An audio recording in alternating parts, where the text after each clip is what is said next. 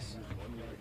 Okay, so go ahead. Hey, Sean, noticed over the last couple of days, John Oakland's been recommending that first team and a little second team right guard.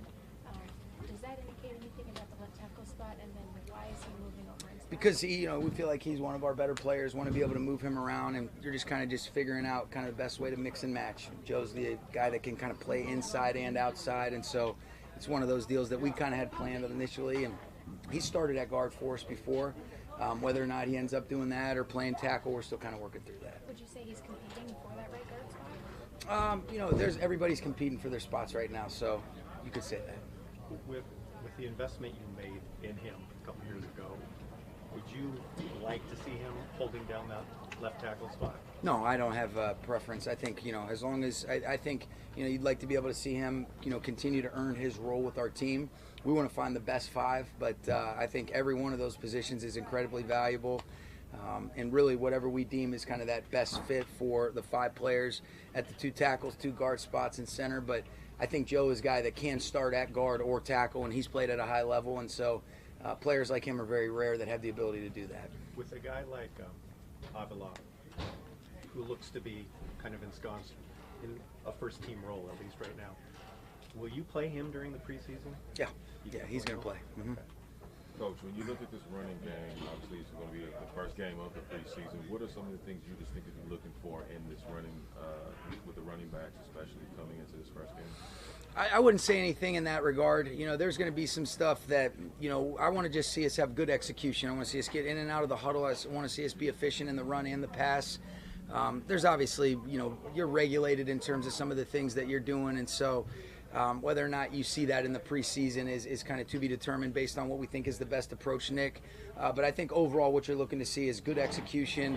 It'll be a mix and match of different guys, and we'll continue to work through exactly how we feel that's best suited for our players, for our team, and really everything is geared towards, these are very important opportunities, but it's also about being healthy and ready to go and being at our best when we play Seattle in the opener. What's impressed you about during training camp, especially in the running game, Cam Akers and the rest of the guys? What has impressed you enough to really give you some confidence to say, okay, these guys really starting to get it, they're starting to understand and execute the way that you deem them to be? Well, I think the running game it's all about, it takes all 11. I think that's, truly a factor. And so I think it starts with those guys up front, and then it's the backs understanding, depending upon the type of concept that we're running.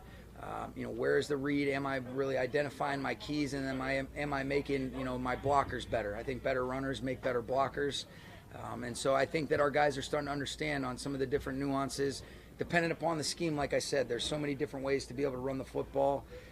But I've been pleased with the progress that I've seen. I think we're doing a better job on both sides of the line of scrimmage, kind of with the intent, depending upon the personnels that we're in defensively and offensively. And again, it always goes back to those schemes when you're specifically talking about the run game. But I've been pleased. I think Ron Gould's done an excellent job with that group as a whole. I don't want to put you on the spot, but Matthew's But out you there. are going to put me on the spot. in a good way. Matthew's out there running wind sprints. I think that's him. Anyway. That is him. 15 seasons, and he's doing that after practice. What do you think that says, and what does that do for other guys around him who are watching him do that? I think it says that's the kind of guy that you want leading the way. And he loves football. I mean, you guys see he's out here. He's always a competitor. He's back and forth chirping with Raheem.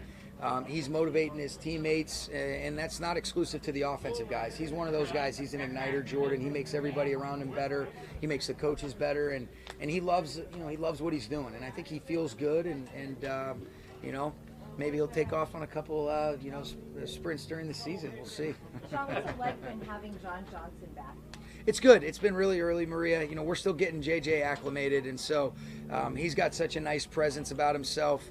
Obviously, we all love JJ, but it's been, we're just kind of in the early stages of getting him acclimated, and hopefully we'll get him more and more snaps. But we won't play him in the preseason since we just got him for this first game, and then we'll continue to monitor what that looks like leading into Raiders and then the Broncos week after that. What growth have you seen in him since he's been Well, he looks good. I think like anything else, he's continuing to mature as a man. I thought he was always mature beyond his years, even when we got him as a rookie out of Boston College. Super smart. He played a bunch of different positions there. Had the ability to be able to play safety, play dime money. He wore the dot in 2020 for us, so he had a great understanding of exactly where everybody fits, communicating to the first, second, and the third levels of the defense. And there's a lot of similarities to what we were doing back then. And so I do think that his skill set fits really well. he's kind of one of us. You know, he understands exactly what this culture is about, and I'm glad to be able to have him back. And I'm looking forward to being able to get him out there on the grass a little bit more as he kind of gets his body acclimated to playing ball again. Couple more, guys. A year ago, where Van tweaked that knee, didn't come back till week 8.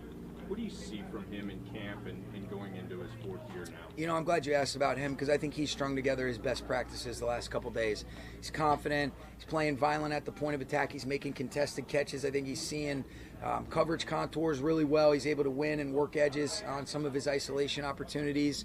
And that's the Van that we know. And I think, you know, for him, I don't want to speak for him, Kurt, but he sure looks like he's feeling good. He looks like himself. And I think his last 2 days have been his best 2 days. And that's a positive thing. We've seen Cooper out here working with trainers during the early portions of practice the last couple of days. Is there a date that he's targeting to try to get back on the field? You know, they haven't told me a date, but I know it's the freaking cliche coach answer, but it is a day at a time. And with him, I think you want to be able to continue to ramp him up in some of those controlled settings where he's really opening up, hitting some of his high-speed yards.